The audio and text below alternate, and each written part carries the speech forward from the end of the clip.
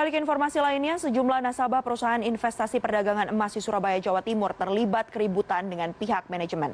Mereka marah karena uang investasi senilai 2,4 miliar rupiah tidak dikembalikan perusahaan. Sementara itu di Jakarta, puluhan korban kasus gagal bayar Jiwasraya kembali melakukan aksi unjuk rasa untuk meminta kepastian pengembalian dana mereka.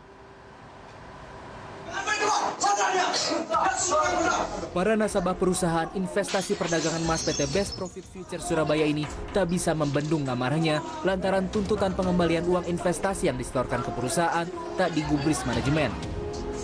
Para nasabah menuntut uang yang telah disetor senilai total 2,4 miliar rupiah dikembalikan secara utuh. Mereka mengaku selama ini merasa ditipu karena uang yang semestinya untuk investasi emas justru dipergunakan perusahaan untuk trading. Sementara itu, PT Best Profit Future Surabaya menilai apa yang dilakukan perusahaan sudah sesuai prosedur. Pihaknya menghendaki adanya mediasi, namun nasabah tidak mau sehingga tidak ada titik temu.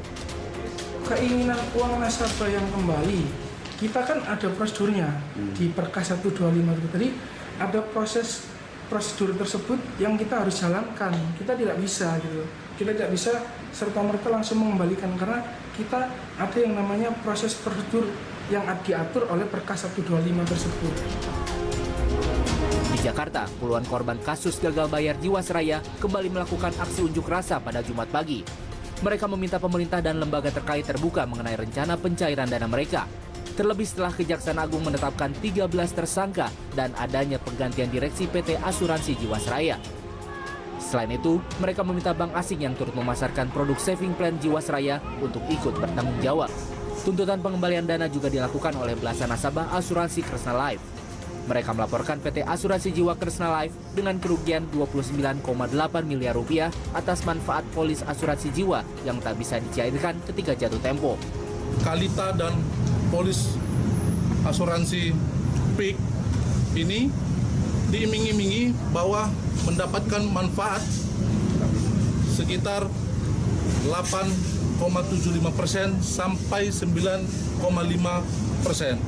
per tahun.